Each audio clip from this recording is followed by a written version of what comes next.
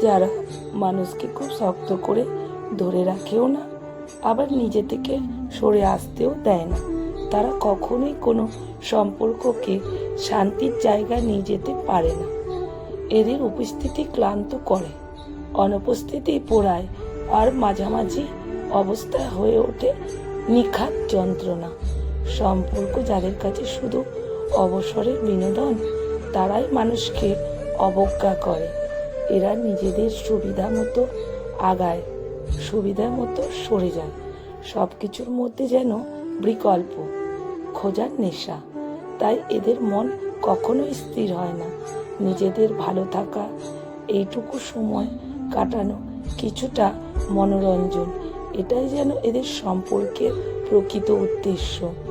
আর যখন দেখছে অপর পাশের মানুষটা সত্যি সত্যি ভালোবেসে ফেলেছে, তার প্রতি গভীরতাভাবে দুর্বল, ঠিক তখন থেকেই তারা দূরে যেতে শুরু করে।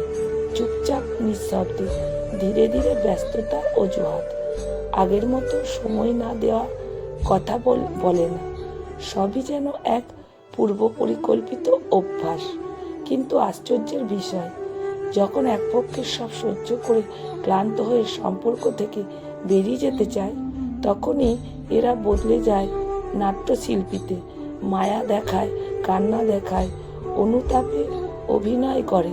আর সৎ সরল মানুষটা ভাবতে থাকে হয়তো এবার সত্যি বদলাবে। কিন্তু না, এই সুযোগ নেওয়াটা শুধু আরেকটু সময় উপভোগ করার জন্য, পরিবর্তনের জন্য নয়। সত্যিকারের ভালোবাসা মানুষকে বদলায়, মানুষকে নরম করে, দায়িত্বশীল করে তোলে।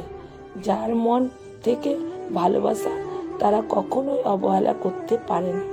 প্রিয় মানুষের ভালো থাকার জন্য নিজের আরামের জায়গাটাও ছেড়ে দেয়, অনুভূতির প্রতি সম্মান দেখায়, কথার মূল্য দেয়, সম্পর্ককে গুরুত্ব দেয়। কিন্তু যারা সম্পর্ককে কেবল সময় কাটানোর মধ্যে মনে করে, হুটহাট করে বদলে যাওয়াটাই তাদের স্বভাব। আজ আছে, কাল নেই, কথায়, কাজে, অনুভূতিতে সবখানে অসঙ্গতি। শেষমেশে সত্যিটা খুবই সরল, ভালোবাসার মানুষ বদলায় না, বদলায় সেই মানুষ যার ভেতরে আসলেই কোনো ভালোবাসা থাকে না। আর যন্ত্রণা দিতে জানে কেবল তারাই, যাদের হৃদয় কারো থাকার জায়গাই নেই। লেখা মোফাদ মিয়া, পাঠে অনিতা ভট্টাচার্য। ভিডিওটা ভালো লাগলে বন্ধুরা প্রচুর শেয়ার করবেন। আমার ভালোবাসা আপনাদের জন্য রইল।